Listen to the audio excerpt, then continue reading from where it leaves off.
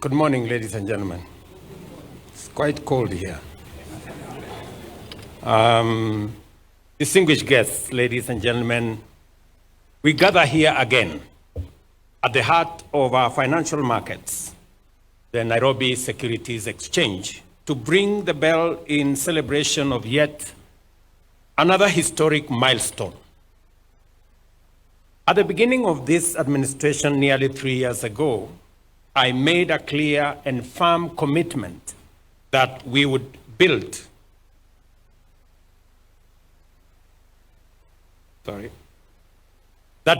our nation by mobilizing local resources, encouraging a culture of savings, and channeling those savings into productive investments.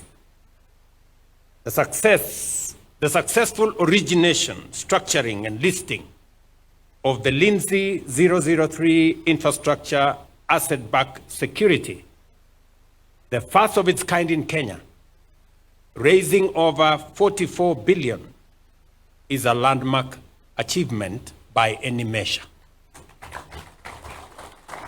It affirms our confidence in market-based financing and demonstrates how we can sustainably fund large-scale infrastructure through our capital markets.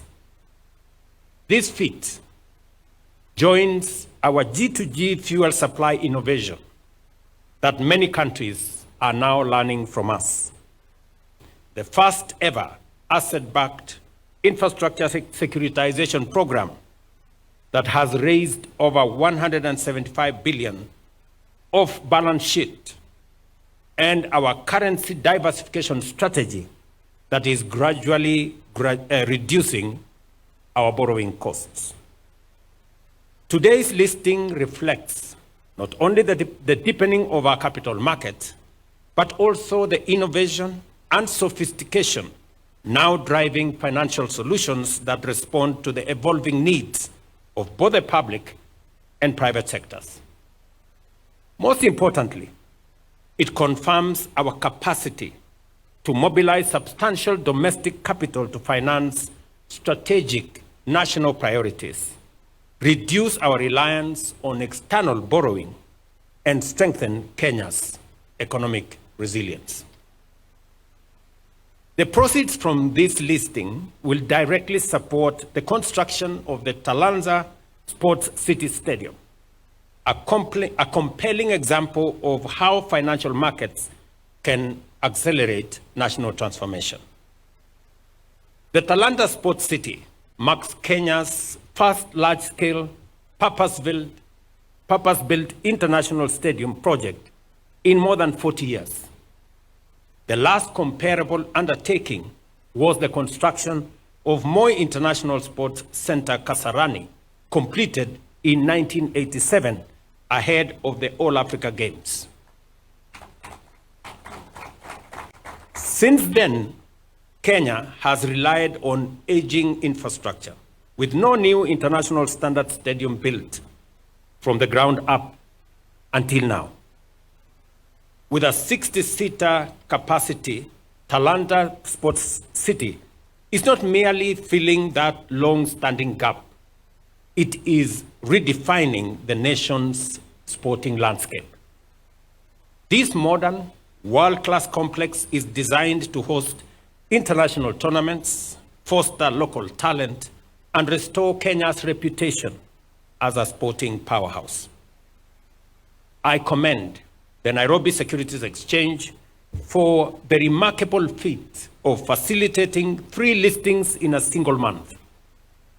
This momentum reflects renewed energy, strong leadership, and strategic clarity. I also extend my congratulations to Lindsay, Finco Trust, and Liaison Group partners for their innovation in financial structuring.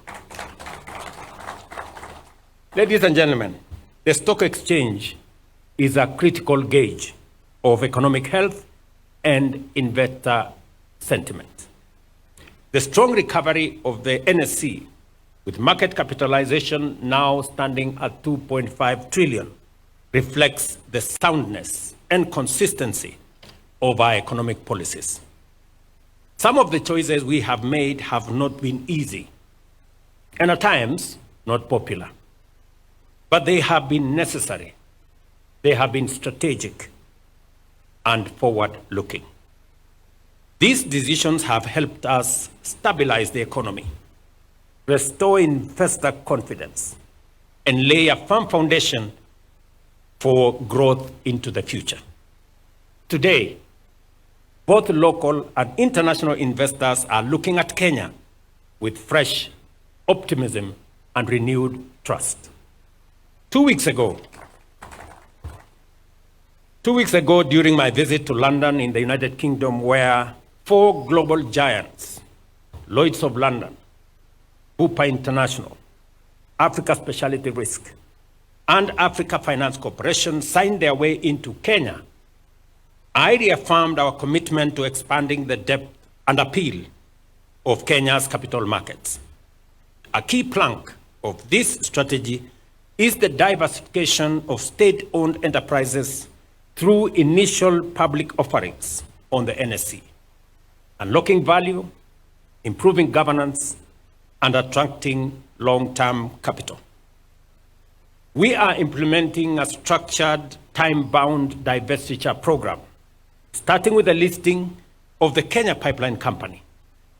I expect the cabinet to grant approval to this IPO shortly, and the Privatization Commission this morning is working on the final approval, and by September, by God's grace, we will have that listing here.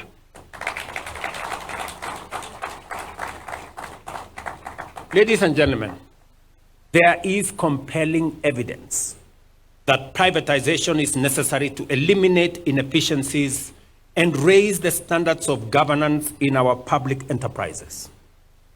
While other nations in the region have moved boldly and strategically to divest and reinvigorate their economies, Kenya has not undertaken a single privatization in over a decade. That is about to change.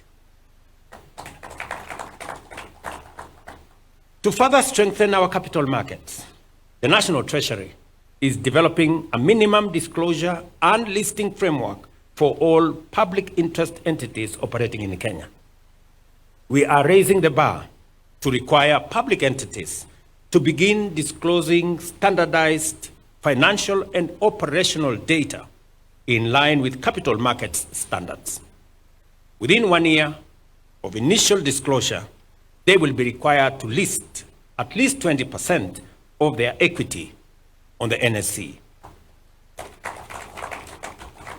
This reform will promote transparency, improve governance, expand local ownership, democratize wealth, and give Kenyans the opportunity to directly participate in our country's economic success.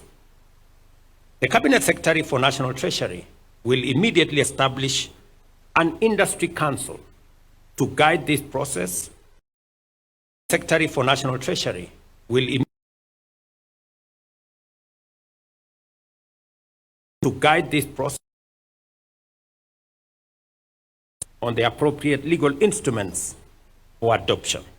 I am told already that there is a committee of experts that has been set up, and I hope Waziri is going to work with the industry to make sure that the council is created, either out of the committee of experts or a much more expanded group.